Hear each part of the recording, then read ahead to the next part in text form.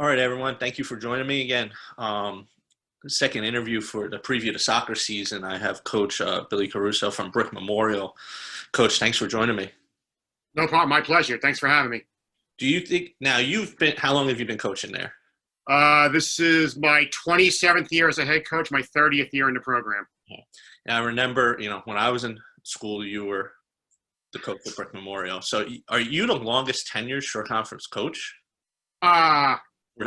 In girls soccer, I am. Yeah. Yeah. So that's an impressive run, and you've had some great teams, in the past. What made you get into coaching? Obviously the love of the game at first. I great role models at Brick Memorial. I went there too, and Coach French changed my life. He gave me this passion about Brick Memorial soccer and a passion about soccer, and I kind of carried that on. So I played at Stockton University, now Stockton State back then, and became close with the assistant coach, who's Tim Lenahan, who's now actually the head coach at Northwestern. Oh, wow. So Walt Periccioli was my head coach. He retired when I graduated, and Lenahan became the assistant coach, and he asked me to coach with him, because like I said, we had a really good kind of captain-assistant coach relationship. And at that point, I gave no consideration into going. I always loved coaching and thought I'd coach, but I gave no consideration into going to teaching. So I was literally a week before graduation on the phone, going back to learn, to go back to education classes to teach. And it was the best thing that ever happened to me, coaching. And then just working with Lenny, I learned so much. I was probably the worst assistant coach in the history of soccer because it was my buddies I was hanging out with the year before. So I didn't bring much to the program, but I learned a ton. And a lot of stuff I still use to this day, 30 years later. Now, you brought up teaching. Now I asked, JT, Coach John Truman in Red Bank Regional. Can you hear my washer machine? Sorry, I'm going to try to. That's fine.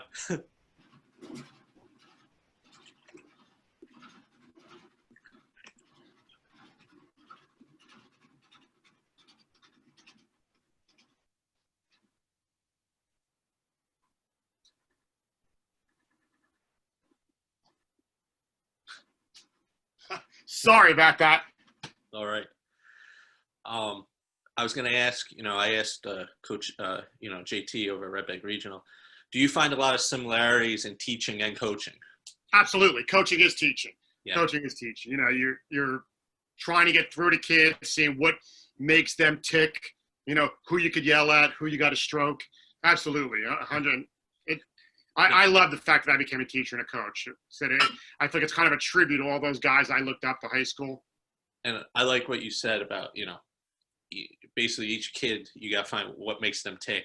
And, you respond differently to each, some kids could take, yelling at them, on the field a little bit better than other kids. And, it's a good, I find teaching, brings that out. Absolutely. And the coaches, when whoever was a teacher that was a coach, I responded better for some reason when I was in the classroom. So how long have you've been head coach for how many years now at Brick Memorial? 27. 27, and you were on the staff as an assistant before that. 3 years, yeah. Since you've been head coach, Brick Memorial has many accomplishments. What are some of the big accomplishments you've had, since being at Brick Memorial? The big ones are the state championship teams. Those that's your Super Bowl. That's the highest you can go, and that's a great memory. And you have a little, like when we have our alumni games, the kids that are the state champions have a little air about themselves. It's by far that's why you play, is to win a state championship. It's number one reason. I mean, yes, fun and all that stuff, but if you're a competitor and you have drive, you want to be a state champion. Now, Brick, since, I coach travel with my dad, Brick's always been strong, with soccer. And, you got two Brick schools. I always say it's a disadvantage when a town has two high schools because you're kind of splitting up the talent, compared to towns that only have the one high school. But also, you guys were nationally ranked twice, correct? Yeah. 95, I want to say we were 13. And then in 99, we were 10. Which I There's remember always, you know, team. That '99 team was very impressive. that '99 team was a team. Actually, that's them right there. That's a team full of studs. I want to say we had, I think, 8 future Division I players.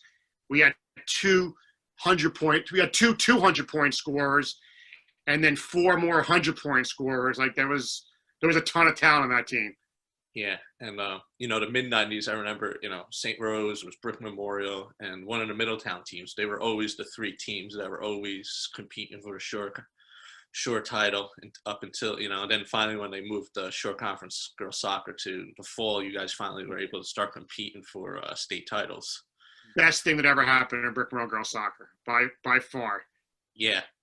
I remember field hockey programs took a little hit because, you know, the soccer players played field hockey in the fall. You know. Yeah, in my early days, all of my players played field hockey. Yeah, I remember that.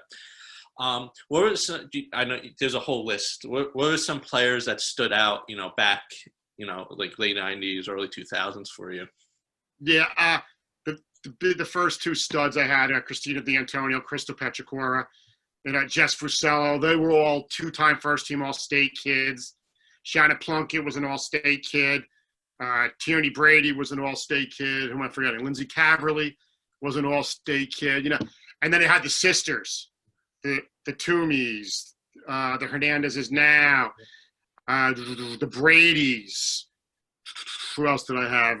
The Colabuses, the Conways. You know, sisters build your program because they're excited to. I remember Tony Caravella, the wrestling coach at Brick Memorial, told me that. He goes, when I first started, like, brothers build your programs because they're dying to get there. They see their older sibling do it.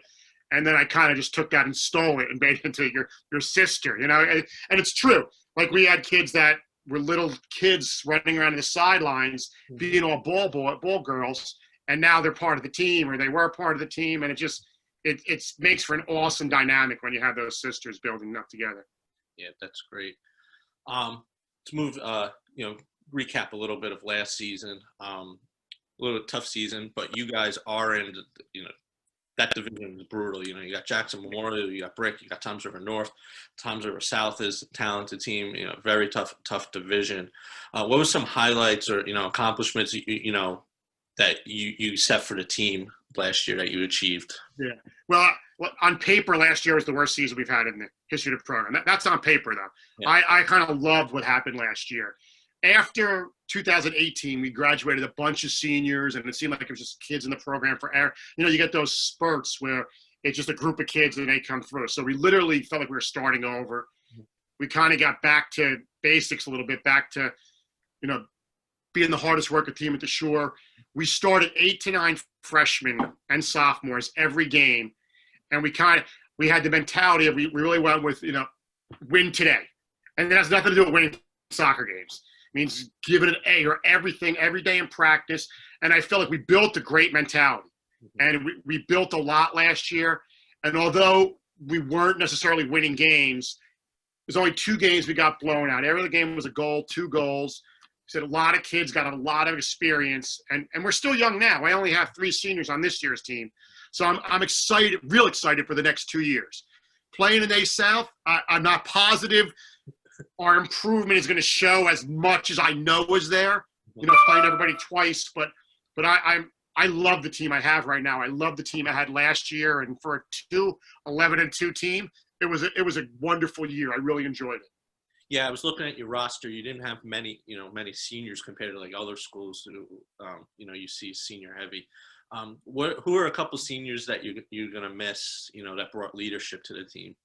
Yeah, we had a good group last year. Amanda Smith played in our midfield. We had Yasmin also played in the back for us. We had Nikki Owen, who played up top for us. But the biggest, we had Julie Teresi, who also scored goals for us. Ashley Marabou was our keeper. She's at Delaware State right now, and you know it's a big adjustment to go from starting a new keeper. But we have Madison Sousa, who's a senior this year for us, and we're confident. You know, although she didn't get, I'm not a big on subbing my keepers a lot, so Madison was there and got a lot of work in practice, but doesn't have a lot of game experience. But we're confident she's going to kind of step up and get it done for us this year. You could have an All-American on the field, but replacing a very good keeper that graduated is tougher. Yeah, it is. It's a tough position in place. Now, transition into, this season coming up, who are you expecting to take over some of those leadership roles that are on your team? Young kids, to be honest with you. Our freshmen and sophomores last year learned a lot. Izzy Hernandez was our MVP last year as a sophomore. She's just tough little, like you see her, she's just a little blonde girl. And then and a ball of dynamite. Toughest kid on the field, pound for pound. Expecting her to step up. Emily D'Almeida played for us in the midfield last year. And as a freshman, she led the team in assists, ton of experience, great kid, the type of kid that just gives you 100% every day. Carly Knight's been our center back for the past 2 years, coming back. Mackenzie Fanning, also another kid up top, just would run through a wall for you. And we also have Olivia Carney coming back, who didn't play last year. She played her freshman year, scored a ton of goals for us, and then didn't play last year because of DA. So she's coming back. We're hoping to get some goals and some leadership from her, even though she's fighting back from an ACL too, on top of not playing last year. Yeah. But we're still young. We're still young, and it's exciting when you're young. Yeah, exactly. And I think when I was looking at your stats, you had a freshman that tied for leading goals for your team, Mackenzie, right? Yeah. So I mean, that's a big plus. Only a freshman. It'd be nice to see how she grows over the next 3 years. Now you have a player coming back from DA. It seems like quite a few teams. What's your thoughts on DA not letting the kids playing? I think it's horrible, actually. I mean, I'm old school back when high school mattered. I played when high school mattered more. Used to play club to get ready for high school season, so I'm still a little biased that way. But playing high school soccer is by far some of the greatest memories I have of high school.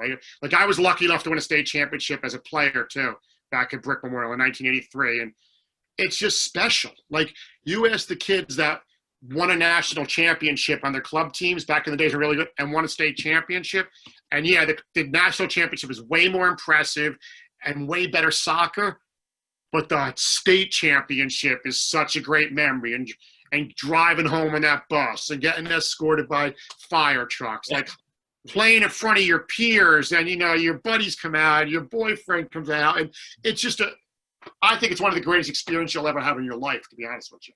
Yeah, when I talked to Julianne Laskauskas from St. Rose, and she was able to come back to play her junior year, and that was playing with her friends was the number one thing why she was so happy to come back and play. She went to grade school with most of the team, and then went to St. Rose High School with the team. And, that's a big thing, just, you're going to school with these kids every day, and you can't play with them, must be tough. But, it's good to see that they're letting some, these kids come back and play. Yeah. It's great memories. And when you're successful, it's wonderful. It's even better. You don't get those accolades. Like I said, my kids that won a national championship, their mom and dad were at the game. You know what I mean? Like when you're successful, it's the school is behind you. It's exciting. It's fun. Yeah. I think it's just absolutely wonderful. And to rob those kids of that experience, I'm pretty sure most of our players on the national team played high school and probably had great experiences, even though club balls would develop them as great players. Yeah. And, that's one reason I, do this for high school sports. To me, going to a high school game is so much more exciting than, professional game. And it's just the atmosphere is great. The parents are more into it. The student sections are great. It's just fun, being at a really close game and it's just the atmosphere. And go to a high school football game like that. That's what I base this on. Kids should play sports. Can you imagine if football had a DA and the kids, and there was no longer football at your school? That's what high school's about. That's the excitement. That's the fun. That's part of being a kid. Yeah, I agree. I grew up in Howell, went to a lot of high school football games there, even though I didn't go to Howell High School, and it was a great atmosphere. Who's some players that you think, under the radar for your team this year? Madison Sousa, our goalkeeper, who's coming up, who we're confident. Another kid, Lexi Cavill, who made the team as a sophomore last year, started. didn't even have her on my radar going into last season. Like I kind of remember her. She improved so much from her freshman year to her sophomore year. So I'm excited to see what she's going to bring her junior year. You know, she's a dynamic player, tough kid. Peyton Vigiano started a lot of games for us in the back last year. She's a passionate kid, fast, you know, knows the game. And some of those kids, I'm excited to see what we bring back. I really am excited for this year. Now, we're going to talk your schedule a little bit now. You still a tough division. Yeah. Abbreviated schedule, you know. What's your thoughts of playing, you know, a home game and away game, same team, you know, it's rough. It's rough. It really is. I feel like it's lose. I'll be honest with you. If you're a really good team and you beat the team, then you got to spend that whole next few days getting your team, like, convincing them they're really not that good, but you just did. Like, you got to get back to be positive. If you get blown out, you got to build their ego up. It's like I know a lot of people say, no, well, whoever makes the adjustments. Yeah, if we're even. If we're even or close to each other, you make adjustments. But it's going to be a lot of psychological when you're playing a team a lot better than you or a lot worse than you. And I get it. I understand the whole COVID limiting the access. But, you know, it's going to be a challenge for everybody. And teams peak at different times. You know, I was talking to Coach Meehan yesterday. Wall last year, early in the year, was not the same team late in the year. They looked like two, you know, and I saw them beginning of the year, and I saw them late in the year. They were two different teams, and it was impressive how you know how much better they were at the end of the year. So depending when you get a certain team too, you might be getting the best of them or the worst of them. That's why if you break it up a little bit, you know, chance you're going to see two different, even though you're playing the same team, two different teams. Now you brought up, you know, COVID. How have you handled, you know, the restrictions the state passed down with the phases? It was tough. I'm not going to lie. It really was tough. Like the first couple of weeks, I think I put out 150 cones. So everybody had their one little grid and we were 6 feet apart, 6 yards apart, I should say. And, you know, it was hard. We went through the whole preseason and we were able to eventually do drills and passing and shooting, but there was no tackling. So essentially, we weren't playing soccer. We were drilling for a month and a half, you know. So I'm looking forward to getting out there on Monday. And the first day we got there, we're just going to play. Like they don't want to see me run drills or anything. We're just going to play. And it also, like, I have to pick my team now in this little window because I'm not going to pick a team when I've never seen you actually play soccer. I've seen you do a passing drill. So all of those, it makes it interesting. But I guess everyone's in the same boat and. You know, it is. But the 2 weeks off were crazy. I understand that, like, my take on it was the superintendents wanted kids to get adjusted back to school. Yeah, I understand that. Like, we're in crazy times, and we were just going to go back out and work as hard as we can for 2 weeks and start playing. Yeah. And I find it weird, you know, I went to the Good Sports League, you know, summer league, you know, there's been basketball leagues going all around, but then, you know, which is essentially the high school teams with a parent running it basically.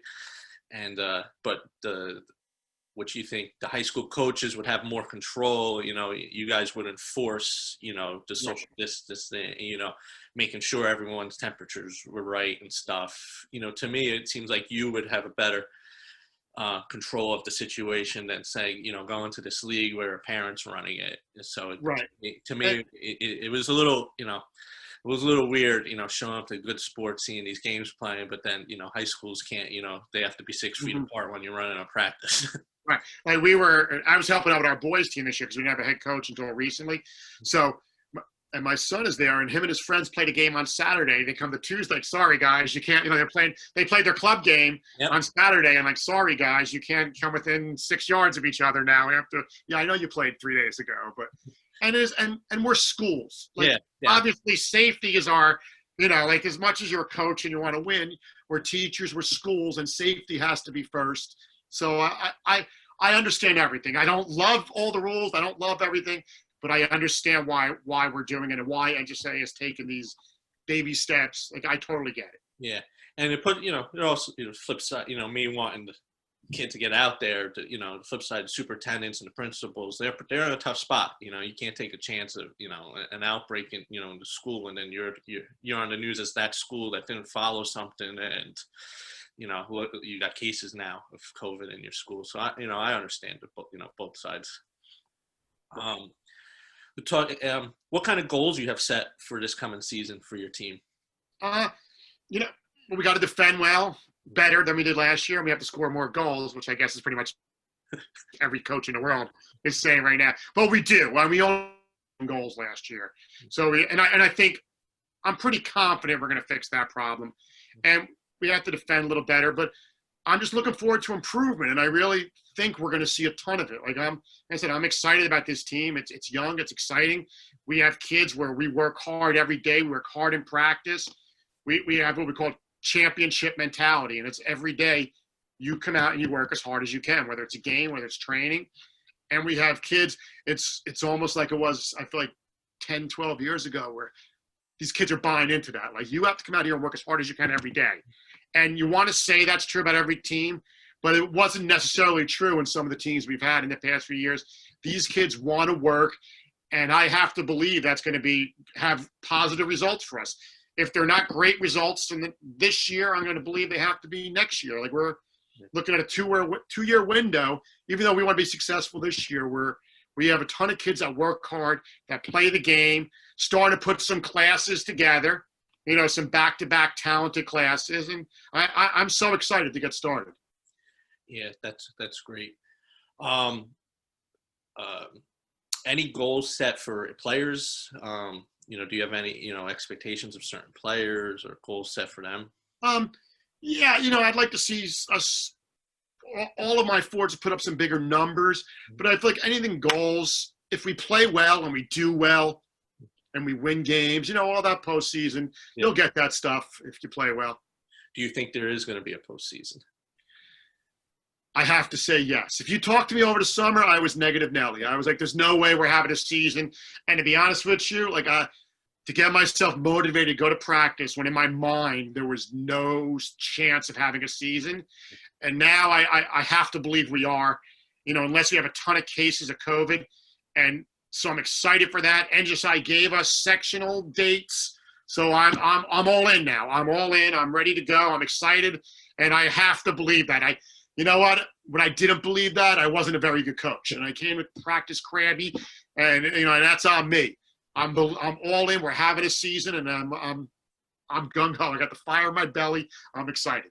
It's funny you bring that. I'm close friends with the New Egypt head football coach, and he was the same way. Like, it was middle of July. He said 99%. He goes, "There's not going to be football." Mm-hmm.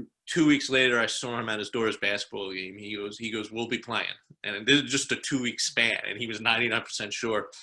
And then New Egypt ended up canceling all sports on him, and now he's back at it because New Egypt reversed the decision. Just quick, before we wrap up, what are your thoughts? A lot of these schools, the districts that canceled, are now reversing and playing. What are your thoughts of that? I feel like with everything that's happening this year, and I've been telling my players this, I tell my kids this, my own kids, I tell my students this, like, everything's going to happen this year, and it's going to change. And when we find stuff out, it's going to be right before it happens. Yep. So I feel like schools that canceled months ago, if I'm leading that district, like, I feel like you jumped the gun, because everything is so changes. Everything's so drastic, and it's changing from day to day. And if you can't roll with the punches this year, you're gonna struggle as a coach. Yeah, I know colleges are different because you're dealing with kids coming from all over, but the Division Stockton's and the TCNJ canceled early July for it, and and that affects what the rest of the conference has to do and stuff. So it's nice to see to sure a lot of these districts and areas and conferences waiting till we got closer to make the decision, and it's good to see that we're going to have some sports this fall. Yeah, it's great. All right, Coach, I appreciate you joining me. Pleasure. I look forward. Now, unfortunately, I did not get to see any of your games last season. I will get to a game this year. The schedule's brutal, though. For somebody like me that likes to see different teams, it's tough. Everything's right. Everything's at the same time. Yeah, everything's same time. A lot of similar dates. A couple of divisions are opposite dates, which is good. But if there's two really good matchups I want to see, it's going to be tough. But the plus side of the home and away, I could say I want to see you and Brick, I could go to that first game, and then the next game, if there's Jackson Memorial versus Times River North, I could go to that game the next day. Yeah, there should be some great games this year. It's going to be a good, sure year. Yeah. Now, I know one of the schools was allowed to pick up 2 games because they're missing a team. They're one team shorter in their division. Mhm. Are you guys in the same boat? Yeah, no, and we're 8 teams in A South, Okay. so we have our 14 games. Okay. Yeah. So I didn't, he didn't really explain. He just told me the 2 teams that he picked up, and I didn't understand. Then I was looking at it. I was like, oh, they're missing. They Yeah. don't have as many teams in that division. So, yeah. All right, Coach. Well, I wish you luck, and I'll see you on the field.